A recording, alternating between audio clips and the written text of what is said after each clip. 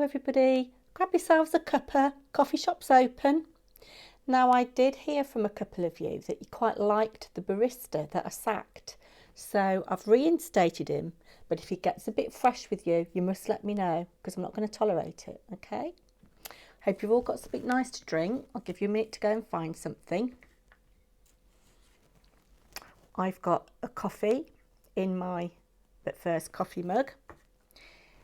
It's the afternoon, it is just coming up to 5 to 3, and I just thought I'd come on with something a little bit different today. So it's Friday the 5th of February and it is my eldest daughter's 23rd birthday today. As I've mentioned in some of my other videos, she lives up in Leeds and I'm in the Midlands, and obviously I can't see her, so it's very, very sad. So what we're going to do tonight, we're going to have a virtual dinner party, and we're all going to cook our own thing and sit down at about 7:30 via Zoom and have a little celebration together. And I just got to thinking of the day that she was born, and I wanted to talk about this because I shall probably forget as I get older. And while I can still remember elements of that day, I thought I'd share them with you. And it might be something that later on, the light's terrible, sorry. It might be something that later on my daughter might like to look back on. So I was very lucky. I had a very easy pregnancy. I do remember feeling unwell at the start of my pregnancy. I was very, very tired.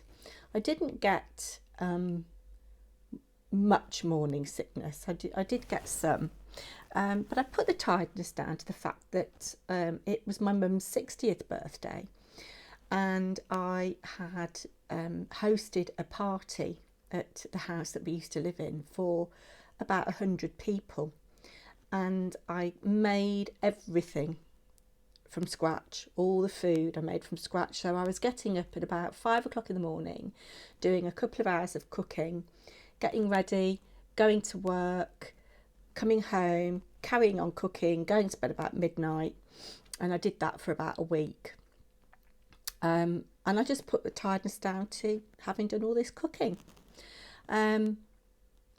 The next thing that I remember is going to one of our favourite pubs for a meal with some friends, and I had steak and chips, and so did lots of other people actually, and they were all tucking in going, "Oh, this is really, really nice," and I thought, mine isn't very nice at all. I'd got a really metallic taste in my mouth, and then obviously my period didn't come, and did a test and found out I was pregnant. So I had a few signs before I found out.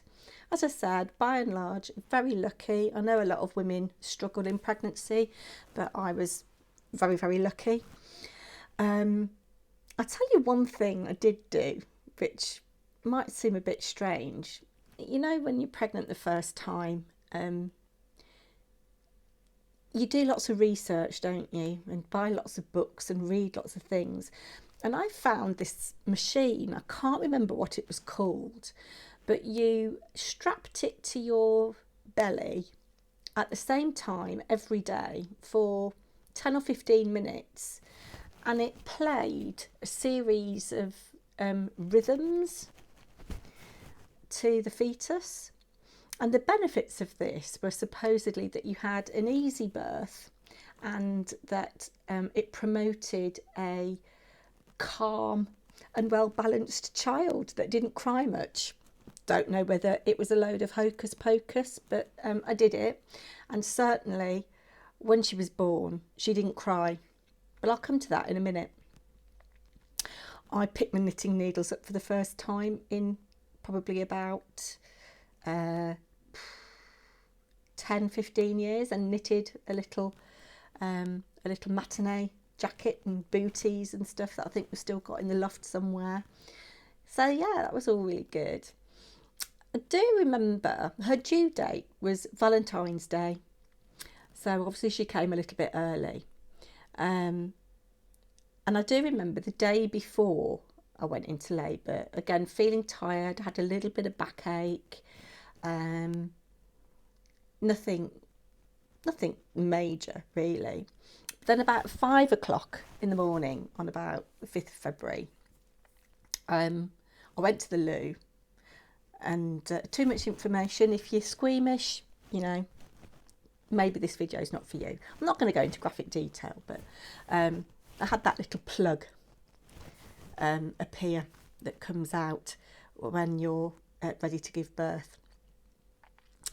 And so I went back to bed. I didn't wake my husband because it was early in the morning. And about 6 o'clock in the morning, the contractions started. And I woke my husband up at that point, and he panicked like a lot of men do and rang the hospital. And they said, "Oh, bring her in straight away, she's early. Because there had been a little bit of confusion over my due date. So I got ready, and then the hospital ran back and said, "Oh, we've got wrong information. Don't worry, don't bring her in yet. Wait until the contractions get unbearable." So I ran a warm bath. I had that, which was really nice. Got my husband to paint my toenails because I couldn't reach my feet. And about 8 o'clock in the morning, we drove to the local hospital. Had a lovely little maternity unit at our local hospital, which was quite new at the time. Sadly, they closed it, and not long after Molly was born. But we drove to the hospital, and we went past the school that I worked at the time, and I could see all the kids going to school, and there was me in the car dealing with contractions. Got to the hospital, and I was allocated a really, really lovely midwife whose name was Claire, and she was just perfect for me. She was really encouraging without being over the top, do you know what I mean? And then I was coping really well, but starting to make quite a lot of noise. So they put me in a room by myself. I didn't want any pain relief. But then they decided that I should have some. So I had pethidine, which did sort of make me very out of it, actually. And Claire said, "Oh, I'm going to be going off duty soon." And I said, I don't want you to go until I've had this baby. And she said, "Well, you better hurry up and have this baby then, haven't you?" And I do remember then they took me into the delivery suite at about 2 o'clock in the afternoon, and there was some little bit of panic where they couldn't find the baby's heartbeat. We didn't know whether we were having a boy or a girl. It was at the time that I was having scans and things. I think you could find out the gender. It was just starting to become a thing that you could find out the gender, but we didn't want to with our first. So there was a little bit of a kerfuffle where they couldn't find the heartbeat, and they attached a probe to the top of the baby's head. I was completely unaware of this, but apparently at one point there were about 15 doctors in the room panicking because they couldn't find the baby's heartbeat, but all was well. And at about 2:20, she was delivered. They said it was a girl, and I was really happy that the first baby was a girl. We knew that we were going to have more than one child if we were able to. So I was really, really happy. But she didn't cry. And I remember her being placed in my arms, and straight away she was just looking around, really, really calm. And they were slapping her to try and get her to cry. And then she did cry. She did very well on that AGPA score, or whatever they call it. So it was really, really lovely. Wonderful experience. I was a little bit sad that I had pethidine, but didn't need any intervention really, other than the little probe on the baby's head. Didn't need any stitches, thank goodness. That was one thing I was really worried about, because I'd heard stories about that. Started to breastfeed. I was adamant that I was going to breastfeed because it's cheap, isn't it? It's free. Why would you spend money on formula when you've got mother's milk, as it were?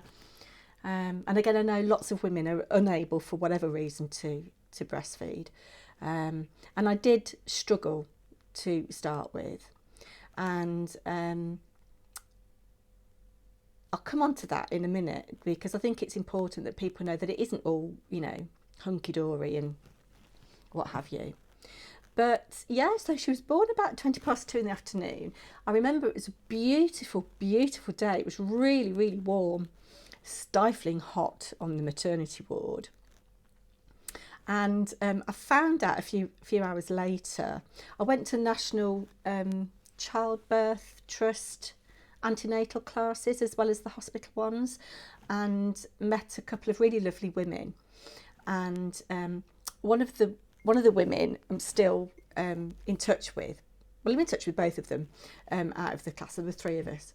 But the one woman, Elaine, had her baby in the December, and actually my husband's gone into business with her husband, so that that's how we've kept in touch. But the other lady,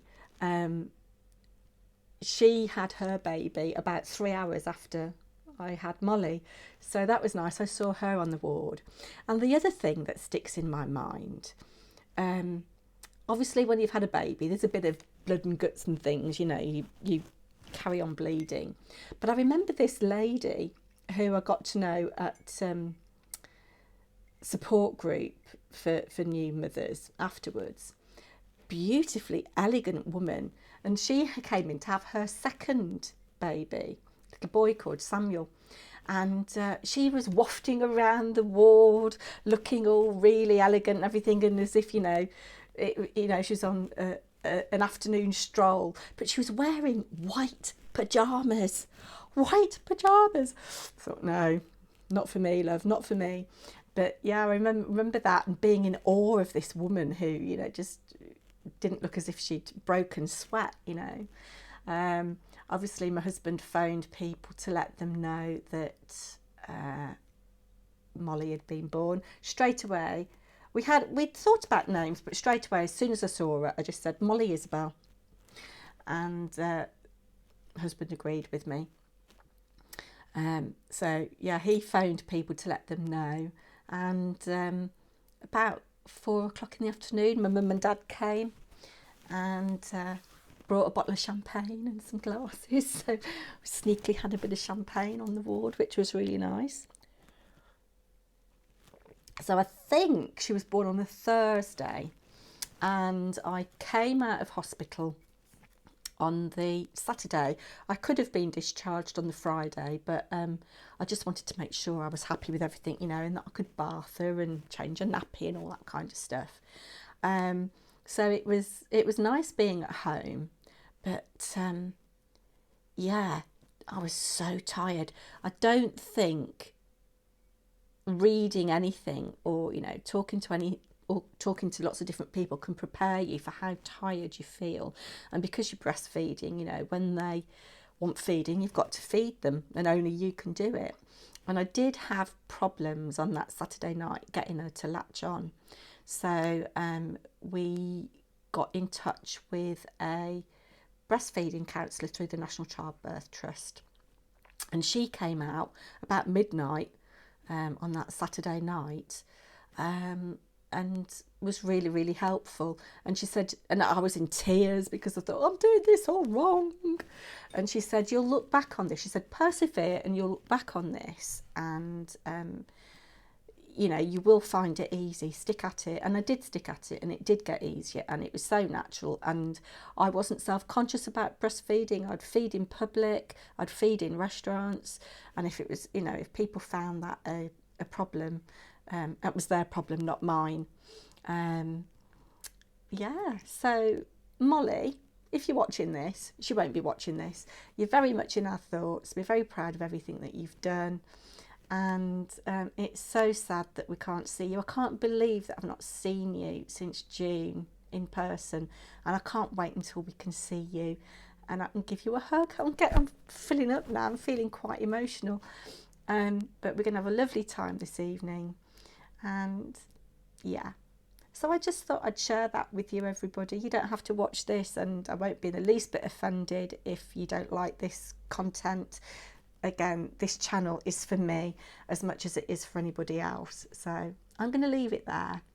I hope you've enjoyed your coffees, and I'll see you again soon. Bye now.